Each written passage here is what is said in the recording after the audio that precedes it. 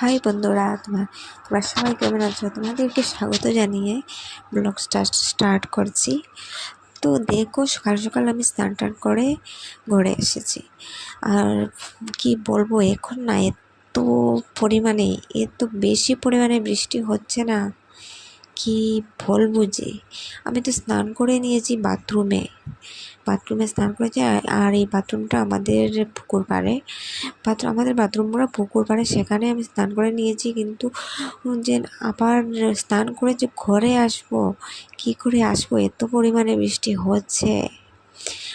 যদি আসি, বেশি দূর না, কিন্তু একটুই জায়গা যদি আসি, তবে আমি ভিজে যাব।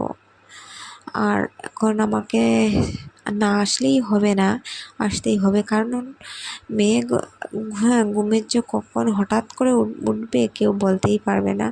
উঠে চিল্লাচিল্লি করবে, আর বিছানা থেকে পড়ে যাওয়ার একটা ভয় আছে না, এর জন্য আসতেই হবে। আর আমার মেয়ে দেখো, ওর পাপার কোলে উঠেছে। ও পাপা যাবেন বাজারে, আর ও যাবে পাপার সাথে বাজারে।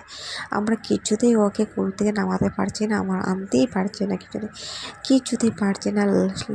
লাস্টে আমরা ওকে কাঁদিয়ে, মতলব অনেকটা কাঁদিয়ে ওকে নিয়ে আসলাম। তবে এমন জোর করে কাঁদলো না, ওর পাপা মানে বাধ্য হয়ে আবার কুলে নিলেন।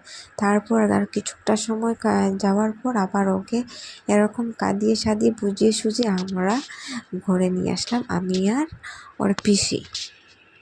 এখন রাত বাজে 11টা, আর মেয়েকে আমি ঘুম পাড়িয়ে আমাকে যেতে হবে কিচেনে। কারণ কিচেনে আমার কিছুটা কাজ রয়েছে, সেগুলি সেরে আসতে হবে। আর 11টার সময় ঘুমায় আমার মেয়ে এখন। আগে তো আরে লেটে ঘুমোতো, 12টা 12:30 অবধি ও সজাগ থাকতো, তারপর ঘুমোতো। এখন কিছুটা পরিমাণে আগে ঘুমায়, 11টা, হ্যাঁ 11টা পর্যন্ত সজাগ থেকে ও এখন ঘুমিয়ে পড়ে।